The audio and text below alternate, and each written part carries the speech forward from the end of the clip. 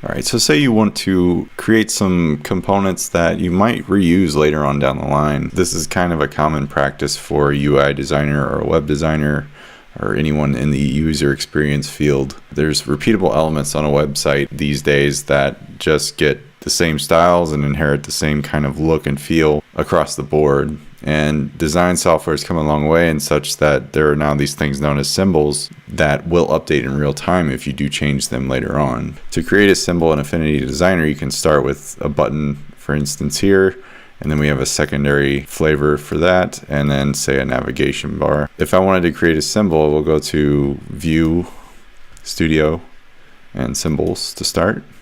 This isn't shown by default, so you'll have to go ahead and do what I just did there to get it into view. To simply create a symbol, you can go ahead and create one from the current object as long as it's selected. I would do yourself a favor and rename and group your layers to something you want the symbol to be named, because it will do that automatically if you do hit create there.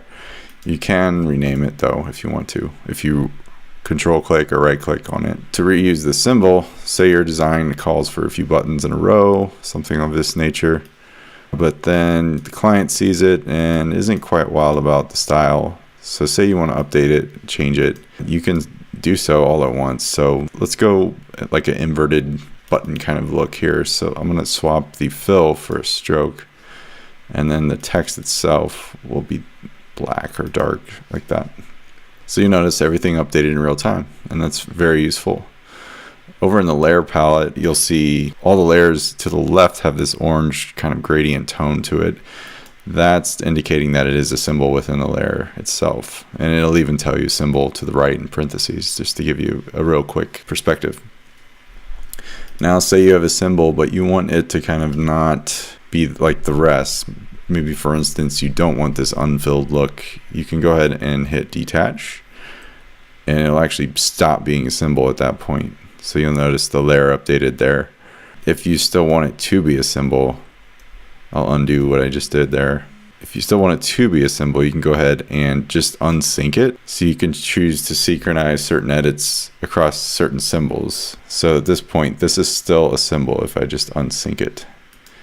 I can make changes. I'll fill this one like this, and then make the text white. Okay, so I'll go ahead and resync that back.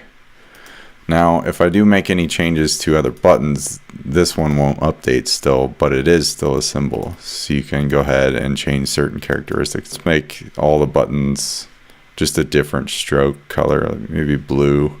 Okay, so when I did that, you'll notice, if it's easy to see, that the stroke of this one is blue. So if I were to change this even further, maybe blue again, you notice it's gone now. And that's because we changed just the fill of this button and the text itself, but not the stroke. So if I change, going back again, go like that, but change it to this bright green, you'll notice that changed too. So it's very dependent on what you do change. And if you don't change something that was the symbol before, it will update in real time as well. And just going one step further, I'll create an entire symbol out of this navigation here. So it's its own symbol. If we do, say we have multiple pages where we want to use this navigation and we have different artboards, for instance, we'll want to update those in real time. You don't want to update each, because that would just get cumbersome. So if I change company to, like, say about, you'll see the power that comes through there. But then we have this gap, so maybe we'll want to move blog over too, and you'll see it happen there as well. Symbols are much like you've probably used in other software. This one in particular, it's its own palette. There's no other separate view like you might be familiar with if you've come from Sketch or Smart Objects in Photoshop or Illustrator. But these can be super powerful, super convenient, and if you put them to use, you will definitely increase the power and quickness of your workflow.